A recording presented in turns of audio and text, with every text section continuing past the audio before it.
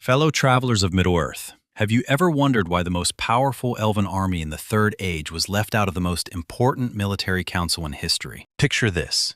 Gandalf, Elrond, Galadriel, Círdan, and Radagast sitting in solemn council, discussing how to confront the growing shadow in Dol Guldur. While only a few hundred miles away, Thranduil commands thousands of seasoned warriors who have been fighting that very darkness for centuries.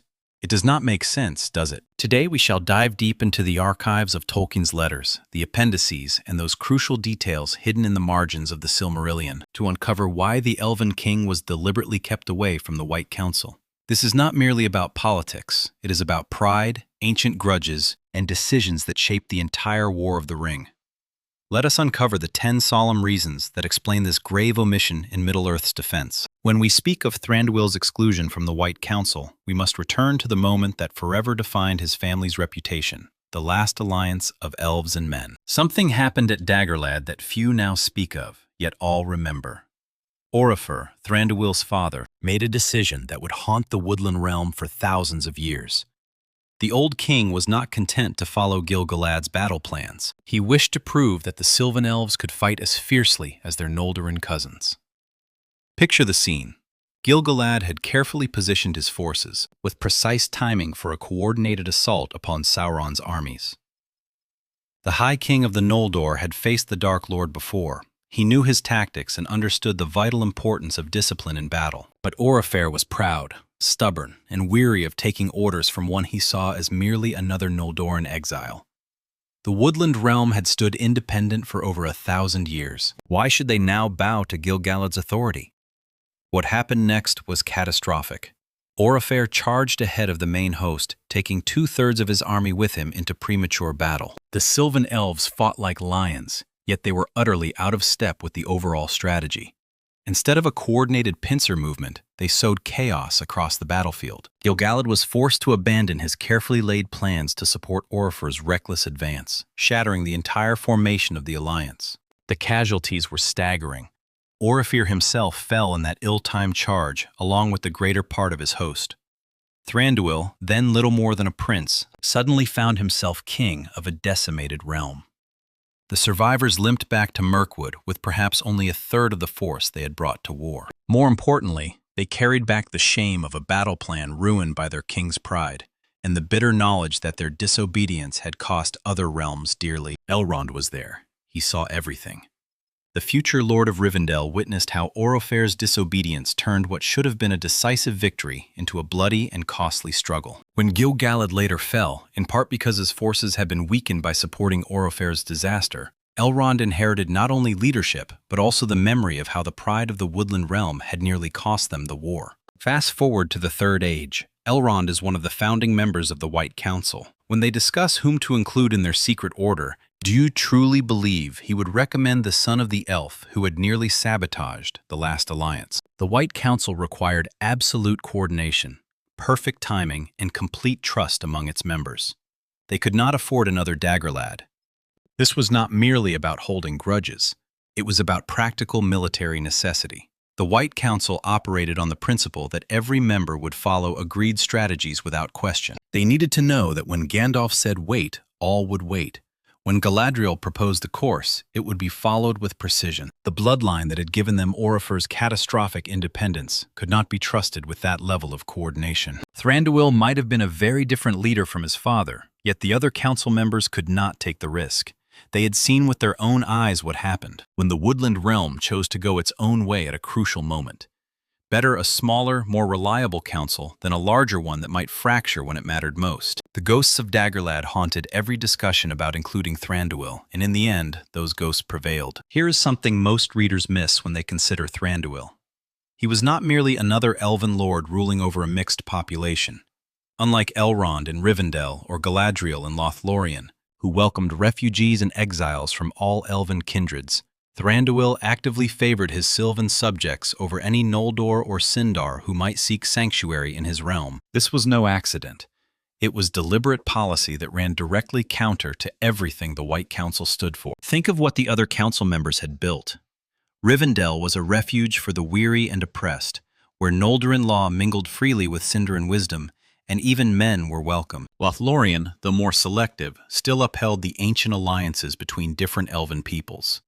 Even Círdan's Grey Haven served elves of all kindreds preparing for the journey west. They were all building bridges, forging unity. But in the woodland realm, Thranduil's court spoke Sindarin because it was his native tongue. Yet the administration, the military leadership, and the cultural priorities all favored the indigenous Sylvan population. When Legolas describes his people to the Fellowship, he does not speak of grand libraries or preserved Noldoran artifacts. He speaks of trees, of hunting, and of woodland skills passed down through Sylvan tradition for millennia. This was not necessarily wrong, yet it created a profound philosophical divide.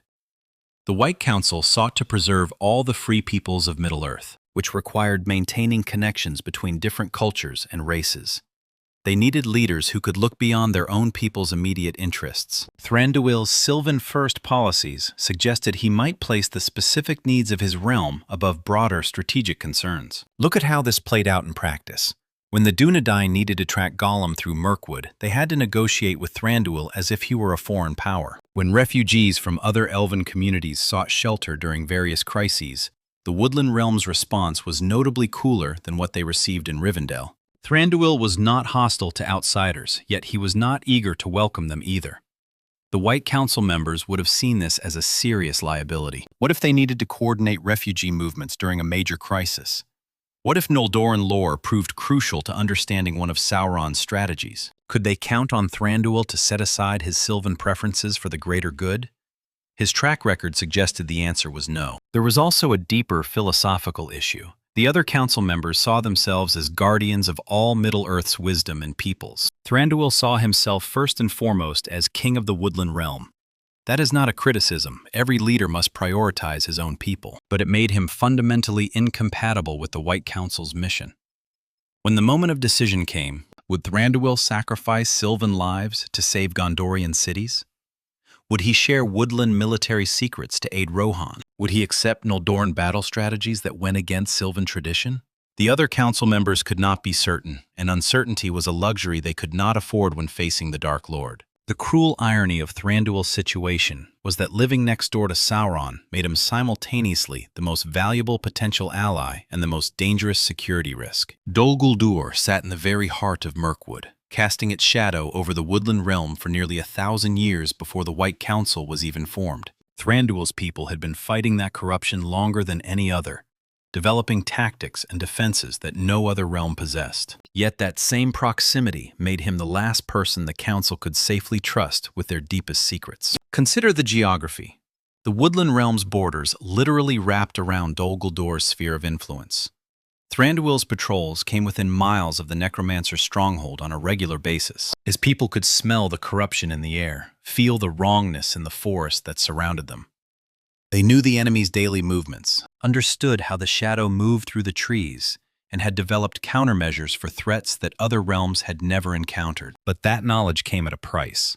Living for centuries under Sauron's influence had to leave marks, and not all of them visible. The White Council members would have wondered, what if some of Thranduil's people had been compromised? What if the Necromancer had spies in the Woodland Realm's court? What if Thranduil himself had been subtly influenced without realizing it? These were not paranoid fantasies. They were legitimate security concerns. Look at what happened to the forest itself. Mirkwood was no longer called Greenwood the Great because the shadow had physically transformed it. Rivers ran black, paths led nowhere, and strange creatures emerged from the darkness. If Sauron could corrupt trees and streams, what might he do to minds that lived among them every day? The Council could not risk their plans being known to someone who spent every day breathing air poisoned by the Dark Lord's presence. There was also the question of divided loyalties.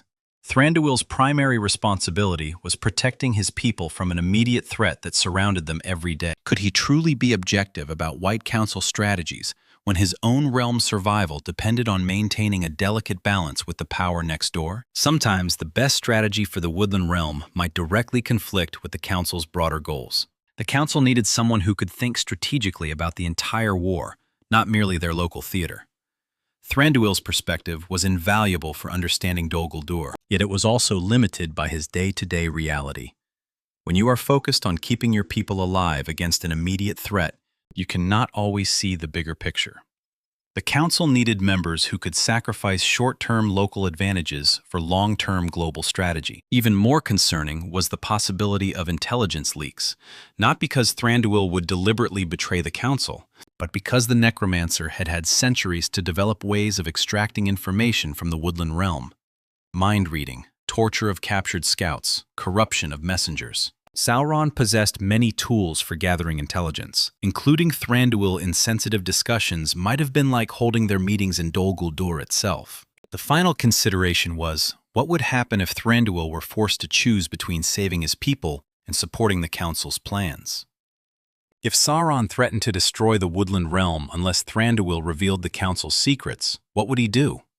Any good king would choose his people over abstract strategic goals. The council could not put him in that position, and they could not trust that he would not face exactly that choice. Here is something that becomes crystal clear when one maps the membership of the White Council. Every single member either bore a ring of power or had direct access to one. This was no coincidence. It was the fundamental requirement for membership that few speak of openly. Gandalf bore Narya, though he kept it secret. Galadriel wielded Nenya openly in Lothlorien. Elrond commanded Vilya from Rivendell. Even Círdan, who had given Narya to Gandalf, had centuries of experience with ring lore and maintained connections to all three elven rings. The rings of power were not mere jewelry. They were tools of resistance against Sauron's will. Tolkien makes this clear in his letters. The three were made to preserve and protect, to maintain havens of peace and wisdom against the growing darkness. The rings of power were not merely tools of vision or preservation. They granted their bearers a level of mental protection against Sauron's influence that ordinary magic could not provide. When the council met to discuss strategies against the Dark Lord, they needed absolute certainty that their deliberations could not be penetrated by his mind-reading arts. Thranduil possessed no such protection. He was undeniably powerful, skilled in the old ways, and wise in woodland lore. But when it came to defending his thoughts against Sauron's probing, he was as vulnerable as any other elf. The council could not risk their most sensitive discussions being overheard telepathically because one member lacked the mental shields that the rings provided. Think of what the council was actually doing. They were not merely planning military campaigns. They were discussing Sauron's psychology, his likely strategies, his fears and weaknesses. They were sharing intelligence about the Nazgul, debating the significance of various signs and portents, and making decisions about when and how to reveal their knowledge of the One Ring's survival. These conversations required absolute mental privacy. The protection went both ways. The rings did not only shield their bearers from Sauron's intrusion, they also prevented Sauron from using the ring-bearers as unwitting spies. A person without such protection might have their dreams infiltrated, their thoughts subtly influenced, their memories plucked without them ever knowing. Including Thranduil would have created a security breach that could compromise everything. There was also the question of power dynamics within the council. The ring-bearers could communicate with one another in ways that did not involve speech, subtle influences, shared perceptions, an understanding that went beyond normal elven telepathy. Thranduil would have been excluded from these deeper levels of communion, always slightly outside the inner circle, even when he was physically present. Consider what happened when Gandalf finally revealed his ring to the other council members. The immediate recognition, the understanding of why certain decisions had been made, the realization of how the rings had been working together all along. These moments of revelation required ring lore that Thranduil simply did not possess. He could not fully participate in conversations about ringcraft, nor could he understand the subtle implications of various ring-related strategies. Most cruelly, the Council's ultimate plan depended heavily upon ring lore. The decision to attack Dol Guldur was precisely timed to coincide with other ring-related events. The strategy of revealing Gandalf's true nature to Saruman was calculated based on ring power dynamics. The choice to support the Ring-Bearer's mission required an understanding of how all the Rings of Power would interact during the final crisis. Thranduil could not contribute meaningfully to these discussions because he lacked the fundamental qualification that made such conversations possible. The Siege of Erebor after Smaug's death revealed something about Thranduil's character that horrified the other elven leaders and permanently damaged his reputation among the wise. While refugees fled the burning ruins of Lake Town and Dane's dwarves marched to reclaim their ancestral home, Thranduil appeared with an army demanding payment for ancient debts. This was not merely poor timing. It was a fundamental betrayal of the very values the White Council was founded to protect. Picture the scene from the perspective of the other leaders. Bilbo had just helped destroy one of Middle-earth's greatest threats, opening the way for the Lonely Mountain to be reclaimed. The people of Lake Town had suffered devastating losses in helping to slay the dragon. Dane's dwarves were finally returning to their ancestral halls after decades of exile. This should have been a moment of celebration, of cooperation, of rebuilding after a great victory against darkness. Instead, Thranduil arrived with armed forces and immediately began making demands about compensation for losses his father had suffered decades earlier, while people were still dying from exposure and dragonfire. He was calculating the value of lost treasures, while Dane was trying to establish basic security for his people. Thranduil was threatening war over ancient grudges. The optics were terrible, but the real problem was what this revealed about Thranduil's priorities. The White Council existed to coordinate resistance against darkness and to put aside petty concerns for the greater good. Here was Thranduil doing exactly the opposite, prioritizing material wealth over humanitarian needs, choosing old grievances over present cooperation, threatening violence in the aftermath of a great victory against evil. The other council members would have asked themselves, if Thranduil could behave this way after Smaug's death, how would he act during other crises? Would he demand payment before helping defend Gondor? Would he refuse to aid Rohan unless they offered territorial concessions? Would he abandon joint operations if he did not receive a large enough share of any recovered treasures? Elrond, who had spent centuries building Rivendell as a refuge for all who needed sanctuary, must have been particularly appalled. Here were refugees from Lake Town desperately needing aid, and Thranduil was more concerned with recovering jewels his grandfather had once commissioned. Galadriel, who had rejected far greater treasures than anything in Erebor's hoard, would have seen this as clear evidence of spiritual corruption. The timing made it even worse. This happened just as the White Council was becoming more active, just as they were realizing that the growing threat from Dol Guldur required closer cooperation. They needed members who could think beyond their own immediate interests, who could sacrifice local gains for strategic advantages. Thranduil's behavior at Erebor proved he could not be trusted to make those kinds of decisions. There was also the military angle. The council needed leaders who could make quick decisions based on changing circumstances, who could adapt their plans when new information emerged. Thranduil's rigid insistence on collecting debts, even when the strategic situation had completely changed, showed a dangerous inflexibility.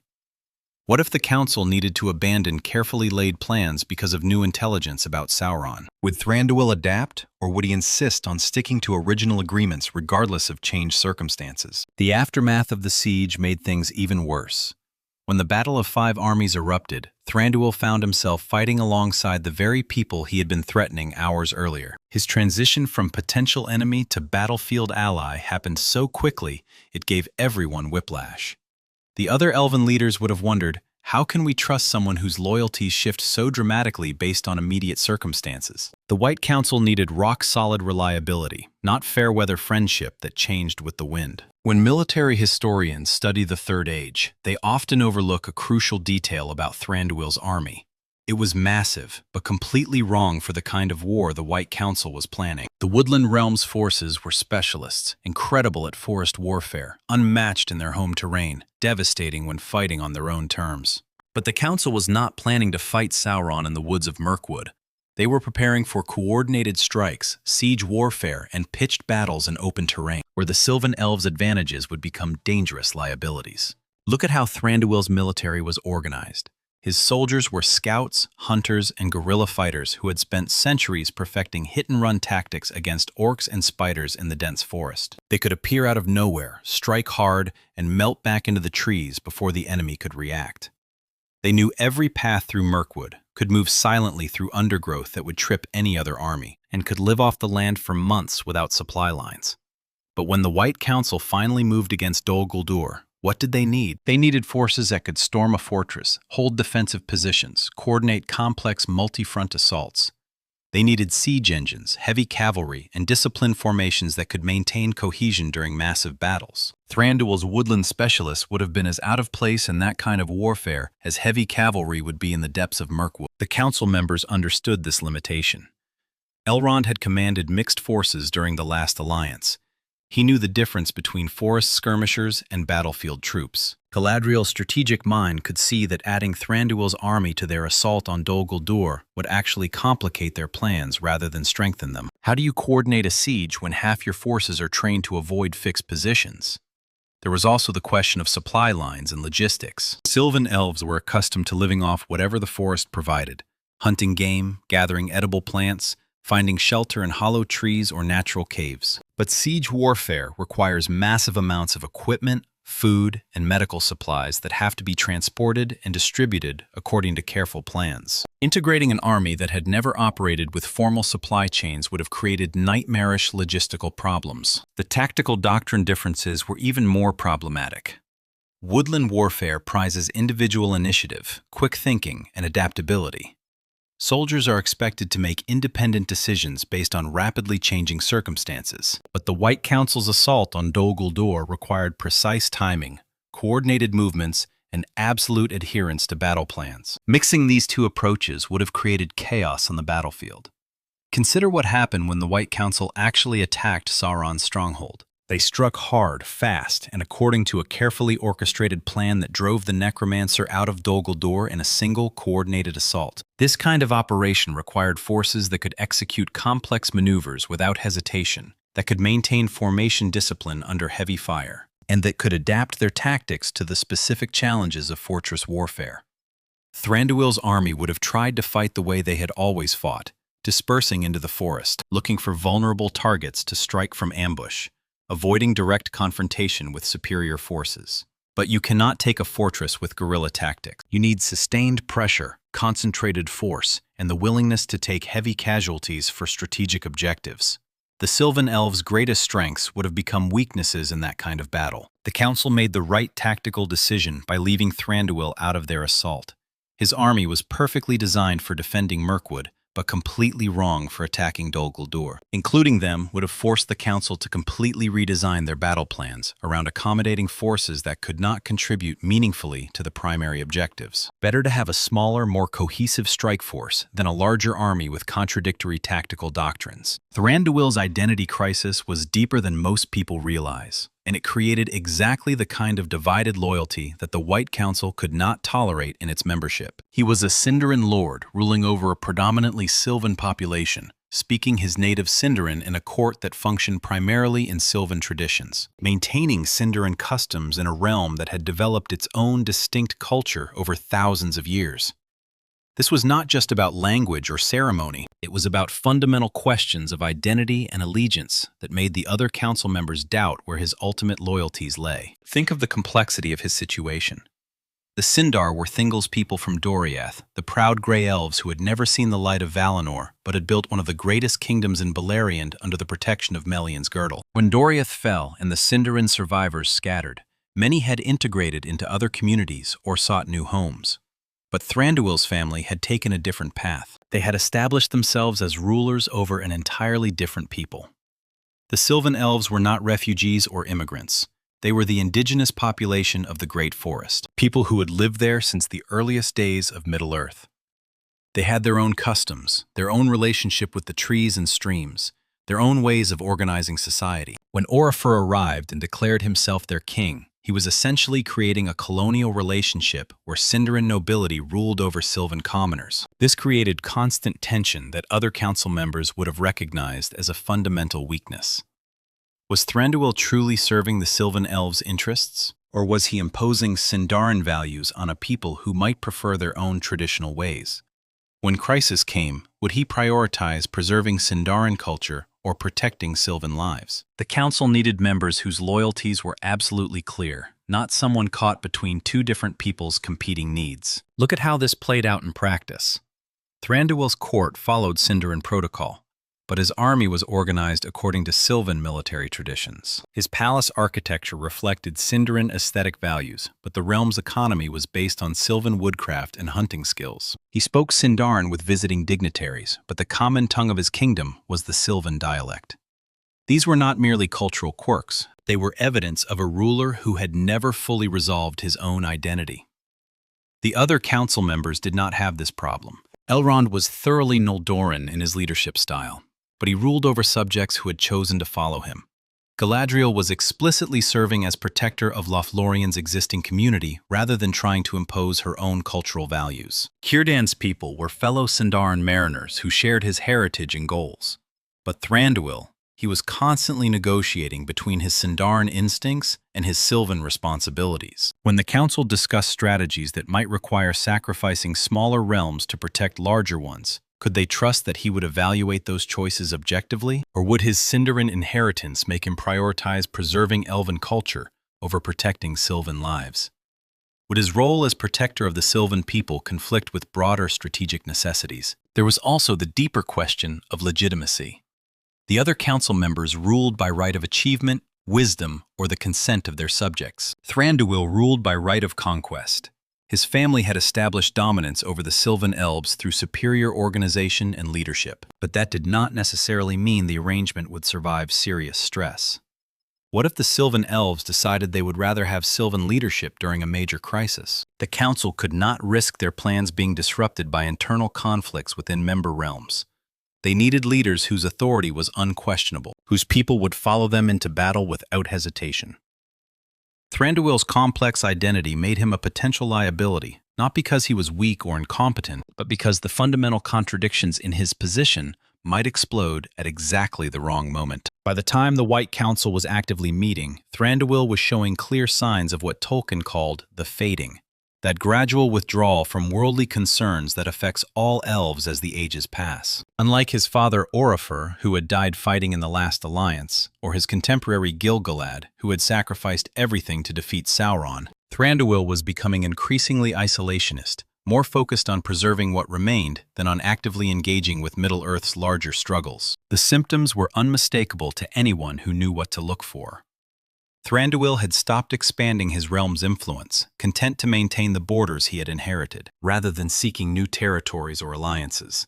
His court had become more formal and distant, with elaborate ceremonies that served mainly to keep outsiders at arm's length. Most tellingly, he had begun to show that characteristic elven detachment from mortal concerns, viewing the rises and falls of human kingdoms as temporary inconveniences, rather than matters requiring active intervention.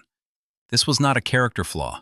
It was the natural progression that all elves experienced as they aged, and saw the same conflicts repeat over and over across the centuries. But it made Thranduil fundamentally incompatible with the White Council's mission. The Council needed members who were still fully engaged with Middle-earth's fate, who cared deeply about what happened to men and dwarves and hobbits, who were willing to sacrifice elven interests for the good of all free peoples. Look at the contrast with the other council members. Galadriel was actively involved in nurturing the growing kingdoms of men, maintaining connections with Gondor and Rohan, supporting trade and communication across vast distances. Elrond continued to serve as a refuge for travelers from all races, offering counsel and aid to anyone who needed it. Even Gandalf, who was technically a Maya rather than an elf, showed more commitment to mortal concerns than Thranduil did. The fading process also affected judgment and priorities. Elves who were beginning to fade often became overly cautious, reluctant to take risks that might lead to losses they would have to live with for millennia. They started viewing short-term setbacks as acceptable if they preserved long-term stability. This kind of thinking was exactly wrong for the Council's purposes. They needed members willing to gamble everything on bold strokes rather than playing it safe. Thranduil's increasing withdrawal from outside events meant he was losing touch with the broader currents of Middle-earth's politics and conflicts. His intelligence network was focused mainly on immediate threats to his own realm, rather than the kind of comprehensive surveillance the Council needed. How could someone contribute meaningfully to strategic planning when they were no longer paying close attention to what was happening beyond their own borders? There was also the question of long-term commitment. The Council knew their conflict with Sauron might last for centuries more, requiring sustained effort across multiple generations of men. Could they count on Thranduil to maintain his involvement for that long, or would his fading continue until he became completely indifferent to mortal affairs? Better to build their organization around members who were still burning bright, rather than those whose flame was beginning to dim. The psychological profile was equally concerning. Fading elves often became bitter about losses they had suffered over the centuries, dwelling on past grievances rather than focusing on present opportunities. Thranduil's growing resentment about his father's death, his people's casualties, and the lack of recognition for his realm's sacrifices suggested he was more interested in nursing old wounds than in preventing new ones. Most fundamentally, the fading process represented a gradual disconnection from the very things the White Council was fighting to protect. As elves began their mental preparation for the eventual journey to Valinor, they naturally started caring less about the fate of Middle-earth's mortal inhabitants. The Council needed leaders who were still deeply invested in this world's future, not those who are already beginning their psychological departure. For a king whose realm bordered the greatest intelligence target in Middle-earth, Thranduil's spy network was shockingly inadequate.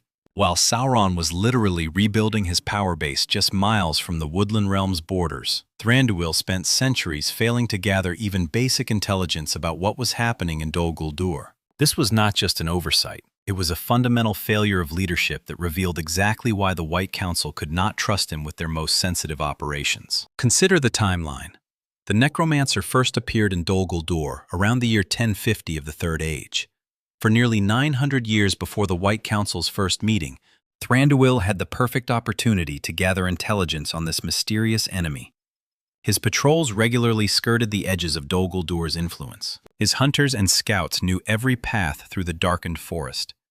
His people were directly affected by whatever dark rituals and military preparations were happening in that ancient stronghold. Yet when Gandalf finally discovered the necromancer's true identity, it came as news to everyone, including Thranduil. How was it possible that someone living next door to Sauron for 9 centuries never figured out who he was dealing with? The White Council members would have asked themselves, if Thranduil cannot identify the most important enemy in Middle-earth when that enemy is practically in his backyard, how can we trust his intelligence about anything else? The failure was not just about Sauron's identity. Thranduil also seems to have missed the steady buildup of military forces in Dol Guldur, the increasing corruption of the forest, the growing coordination between different orc tribes, and the establishment of communication networks that connected Dol Guldur to Mordor. These were exactly the kinds of tactical intelligence that a competent spy network should have detected and reported. Compare this to what the other council members achieved with far less favorable positions. Gandalf, operating as a wandering wizard with no fixed base, managed to penetrate Dol Guldur's defenses and discover crucial information about Sauron's plans. Galadriel, whose realm was much further from the action, still maintained intelligence networks that kept her informed about events across Middle-earth. Even Elrond, focused primarily on preserving ancient lore, had better sources of information about current threats. The intelligence failure also extended to broader strategic awareness. Thranduil seems to have been genuinely surprised by the scope of Sauron's growing power, the coordination between various evil forces, and the timeline of the developing crisis. This suggests his intelligence network was not only bad at penetrating enemy secrets, it was failing to provide basic situational awareness about the most important conflict of the age. Part of the problem was cultural. Sylvan elves were excellent hunters and trackers, but they were not trained in espionage or political intelligence gathering. Their skills were perfect for monitoring wildlife and detecting immediate threats, but completely inadequate for the kind of sophisticated intelligence work needed to understand Sauron's long-term strategies. Thranduil never seems to have recognized this limitation or taken steps to supplement his people's natural abilities with more specialized intelligence techniques. The White Council needed members who could provide reliable, accurate information about enemy activities. Their entire strategy depended on understanding Sauron's capabilities, intentions, and timeline. Including someone whose intelligence network had failed so spectacularly would have been like inviting a blind man to serve as a lookout. They needed sources they could trust, not reports that might be missing the most crucial details. Most damaging of all was what this revealed about Thranduil's strategic thinking. Good intelligence is not just about gathering information. It is about asking the right questions, focusing on the most important targets, and recognizing significant patterns when they emerge. Thranduil's failure suggested he did not understand what kind of information was actually valuable, which meant he could not contribute meaningfully to the Council's analytical processes, even if his intelligence gathering improved. The final and perhaps most decisive factor in Thranduil's exclusion was his psychological inability to function as part of a collaborative leadership team. Everything about his leadership style, from his insistence on absolute monarchy to his refusal to share decision-making authority with anyone, made him fundamentally incompatible with the White Council's consensus-based approach. This was not about ego or personality conflicts. It was about basic management philosophy that could not be reconciled. Look at how the White Council actually functioned when it met. Members would present information, debate strategies, challenge each other's assumptions, and gradually work toward decisions that everyone could support. Sometimes Gandalf would propose a course of action that Elrond would modify, which Galadriel would then refine further, until they developed a plan that incorporated everyone's insights and addressed everyone's concerns. This required intellectual humility, willingness to compromise, and the ability to subordinate personal preferences to group consensus. Thranduil had never operated this way in his entire life. The Woodland Realm was an absolute monarchy, where the king's word was final. He did not consult advisors, he issued commands. He did not debate policy, he decided it. When external parties wanted to negotiate with his realm, they dealt directly with him, or they dealt with nobody. The idea of sharing authority or accepting group decisions would have been completely foreign to his experience. The psychological profile was clear from his behavior in other contexts. During the events of The Hobbit, when circumstances forced him to work with other leaders, he consistently tried to dominate the situation rather than collaborate. His default response to disagreement was to make threats rather than seek compromise. When things did not go his way, he withdrew entirely rather than continuing to work within the group process. This created practical problems that the council could not ignore. What would happen if they spent weeks developing a careful strategy, only to have Thranduil announce he had decided to do something completely different? How could they maintain operational security if one member might unilaterally reveal their plans to enemy agents? How could they coordinate timing if someone might jump the gun because he decided their schedule was not fast enough? The council also needed members who could handle criticism and debate without taking it personally. Their discussions often involved challenging each other's fundamental assumptions, pointing out flaws in reasoning, and sometimes rejecting proposals that members had spent considerable time developing. Thranduil's track record suggested he would view such challenges as personal attacks, rather than necessary parts of the decision-making process. There was also the question of what would happen when the council had to make decisions that negatively affected the Woodland Realm. Good collaborative leadership sometimes requires accepting short-term costs to your own interests for long-term benefits to the group. Could Thranduil vote to support strategies that might leave his people more vulnerable? Or would he consistently prioritize his realm's immediate needs over broader strategic objectives? The communication style differences were equally problematic. Council members needed to be able to express disagreement respectfully, accept feedback gracefully, and continue working together even after heated debates. Thranduil's tendency toward dramatic pronouncements, ultimatums, and wounded silences would have poisoned the group dynamic that made collaborative decision-making possible. Most fundamentally, the White Council required members who understood that their individual wisdom was enhanced by working together, not diminished by it. Each member brought unique knowledge and perspectives that made the group collectively smarter than any individual could be alone. Thranduil's autocratic mindset suggested he viewed collaboration as weakness rather than strength, which made him unsuitable for an organization whose entire power came from successfully combining different forms of expertise and authority. So there you have it, 10 interconnected reasons why Thranduil, despite commanding the largest elven army in Middle-earth, was deliberately excluded from the most important strategic council of the Third Age. It was not because the other members did not respect his power or underestimated his capabilities. It was because they understood that military strength alone was not enough to defeat Sauron. They needed perfect coordination, absolute trust, flawless intelligence, and the ability to make sacrificial decisions for the greater good. Thranduil's exclusion reveals something profound about leadership during existential crises. Sometimes, the most qualified person on paper is exactly the wrong choice for the mission at hand. The White Council succeeded not despite leaving out the Woodland Realm, but because they had the wisdom to recognize that adding even a powerful ally with fundamental incompatibilities would have weakened their effectiveness. What do you think? Did the White Council make the right choice, or did their prejudices against Thranduil cost them valuable resources they could not afford to waste? Have you noticed other examples in Tolkien's work where political considerations trumped military logic? Drop your thoughts in the comments below. I read every single one and love hearing different perspectives on these deep lore questions. And if you enjoyed this deep dive into the hidden politics of Middle-earth, Make sure to subscribe and hit that notification bell. We have dozens more videos exploring the untold stories, hidden connections, and secret motivations that make Tolkien's world so endlessly fascinating. Next week, we are diving into why Saruman's betrayal was actually inevitable from the moment he first studied the enemy's methods. Trust me, once you see the evidence, you will never view the White Wizard the same way again. Until then, may the light of the Eldar guide your steps, and may the shadows of ancient grudges never cloud your vision.